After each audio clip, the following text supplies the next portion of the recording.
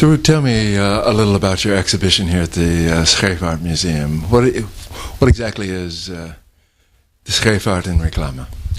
Well, Scheepvaart in reclame is an exhibition about shipping in advertisements. Well, the goal we have with it is to show that there is a lot of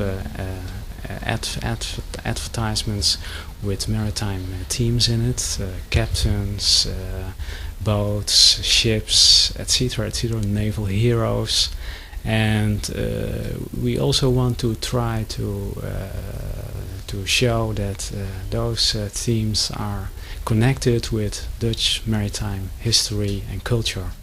And so what we in fact are doing is using advertising as a mirror of Dutch maritime history and culture. I noticed in the exhibition that you, as you said, you had things about heroes, going back to some of the early Dutch heroes like Piet Hein. Could you tell us a little about the hero element in your exhibition? Yes, Piet Hein is connected with advertising for the Silver Fleet Saving Scheme. It's a scheme that was made in 1958 by the Dutch government, and they want to make it attractive for young people, so they look for a name for it. So they came with the name Silver Fleet. Positive associations with hero, with earning money, etc., etc. So Piet Hein, who in fact captured the Silver Fleet in 1628, was in 1958 the promoter of a saving scheme. And in fact it's very strange because what we can read in the advertising stuff of that time is they call the youngsters of Holland to sign up at the Silver Fleet. But the Silver Fleet is, of course, a Spanish fleet which was captured by Piet Hein. So, in fact, they asked the young people to sign up with the enemy, and the enemy was robbed by Piet Hein. So you lost your saving money. I also noticed that a lot of this advertising is a bit seductive in its presentation, isn't it? Of course, it's the essence of those things that it must be seductive. Well, we want to try people to let them buy ships, to use drinks. Drinking and water and shipping is a very popular combination. And the reason why so many Dutch admen use maritime themes is, I think, because it's so very profoundly connected with Dutch culture and the experience, the daily experience of people nowadays. Also, because recent research has shown that one of the 10 people in Holland earn a ship longer than 6 meters. That's an awful lot. That's a lot more than, by example, in England or in Germany.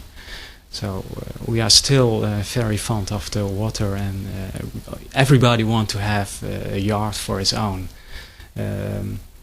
The insurance companies and the banking institutions make a lot of advertising for saving schemes and pension schemes, and they show the Dutch people, if you save well, you can, when you are 65, build your own yacht. That's an important theme in those ads.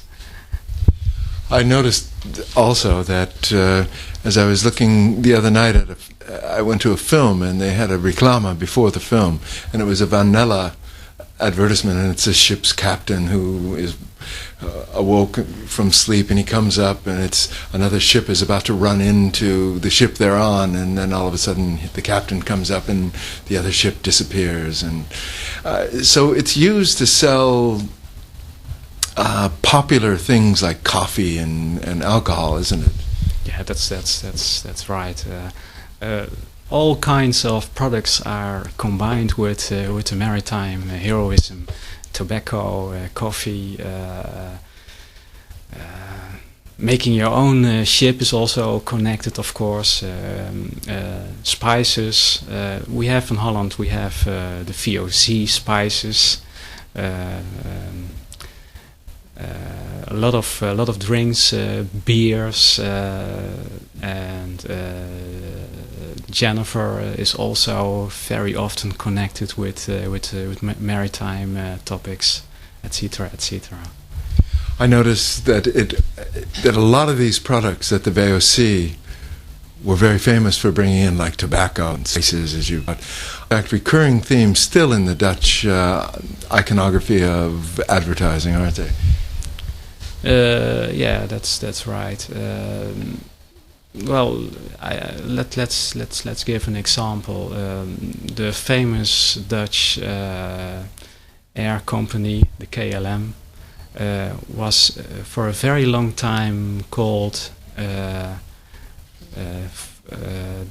Flying Dutchman, and the Flying Dutchman is an old legend, and it's connected with the VOC past.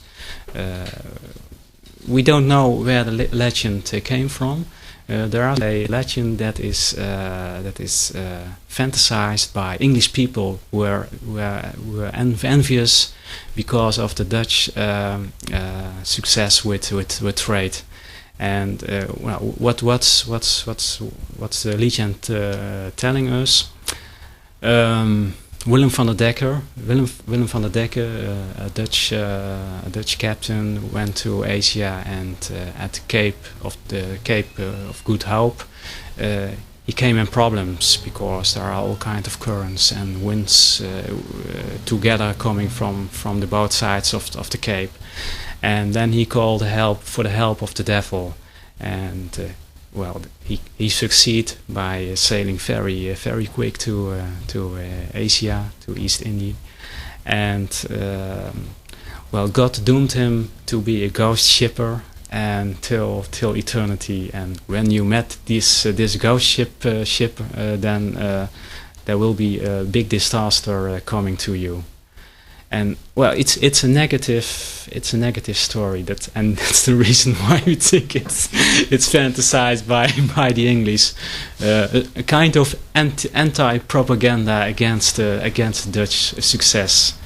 But nevertheless, the KLM used it for their own purposes, and they took it literally. The Flying Dutchman. That's an airplane, and it's an airplane from the Dutch. Though it's the Flying Dutchman, and now it's a very simple story. But what happened afterwards? For about 40 years, the KLM made posters with the Flying Dutchman on it, and then in 1951 there was a new yacht designed by a Dutch designer. And they were looking at how good this yacht was. It was an international committee who looked at the yacht, and the yacht was so very good that they say it's the Flying Dutchman. So it had a positive meaning at that moment. And nowadays, still in Holland, the people say about successful business people, well, he's a high-flying Dutchman. He's a real entrepreneur. So the meaning, the content of the legend is completely changed by way of the posters which were made by the KLM. So never believe anything in advertising. Now, I know. In your exhibition, you have a lot of large passenger lines that somehow played into the advertisement world also, the big pleasure passenger kind of shipping. Yeah, of course.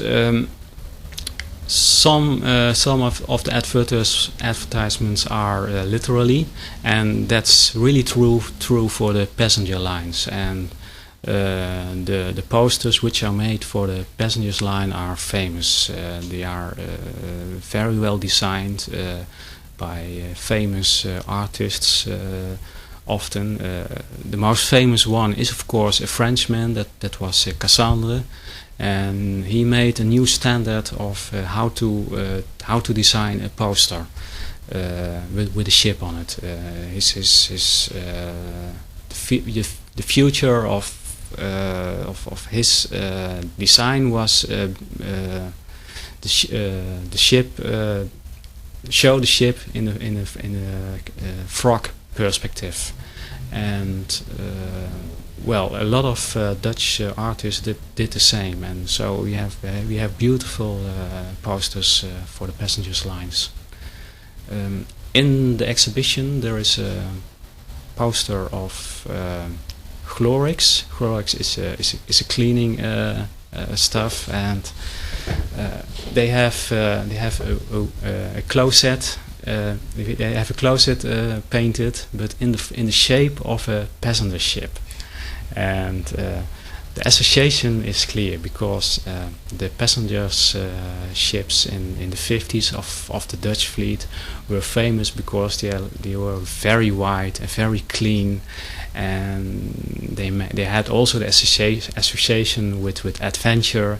So Glorix is telling us nowadays it's an adventure and to clean up a closet. I saw also that this same line of seductive advertising transcended just commercial advertising and actually went into the armed services, and you've conveyed that in one part of your exhibition, haven't you? And tell us a little of that. Yes, the most important, the most interesting part of it is the brochures and the posters which are made for the women, the so-called MARVA, the Marine Vrouwenafdeling, the Department for Women of the Navy.